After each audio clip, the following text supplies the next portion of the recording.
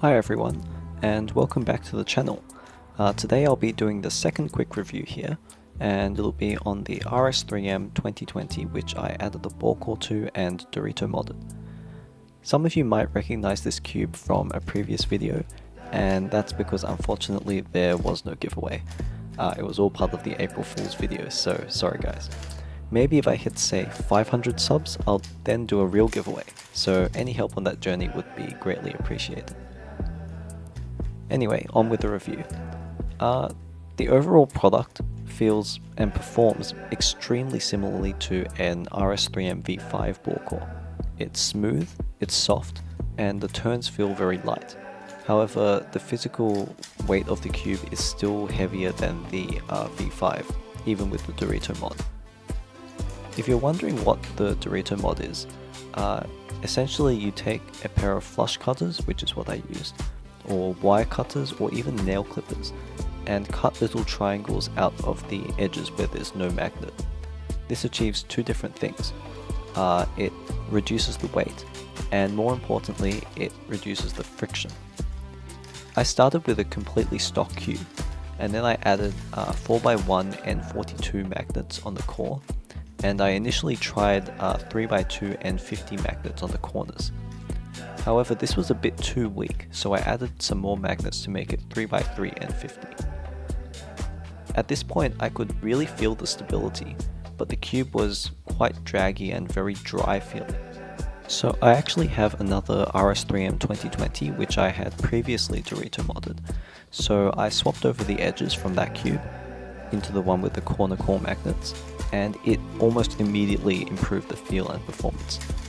I think this worked because the RS3M 2020 has no lube grooves and therefore has a lot of friction, which was further exacerbated when I added the strong core corner magnets, as they sort of pull the pieces together more than without.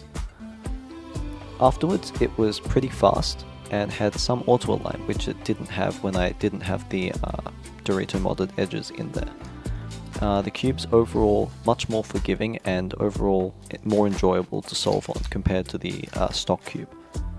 I did say that the stability was improved, but after doing the mod I tried it back to back against my stock RS3M 2020 and noticed that it might have been a bit of placebo because the cube's already so blocky that it really didn't affect it too much. So it's more stable, but not that much more stable. I used a lube setup of FZ Calm and Angstrom Gravitas, and I believe I did add some weight 1 in there as well. So it's smooth and fast.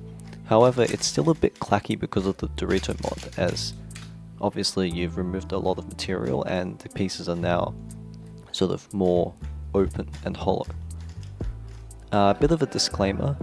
First of all, shout out to Pedro for the 3D printing files, but you must shave down the sides of the corner mounts before installing them. I damaged one of my corners by pressing the mount in, as it was slightly too big and left some stress marks.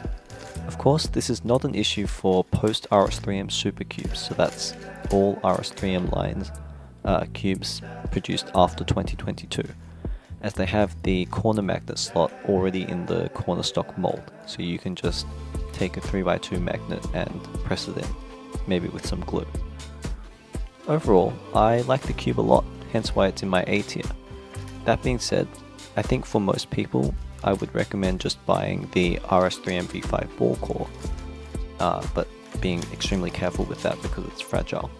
The other option is to try the MGC Beta, which I should be getting in soon, so stay tuned for a review on that. Anyway, thanks for watching. I'll see you in the next review. Hopefully that one should be on the Tornado V4 Pioneer, so that'll be exciting.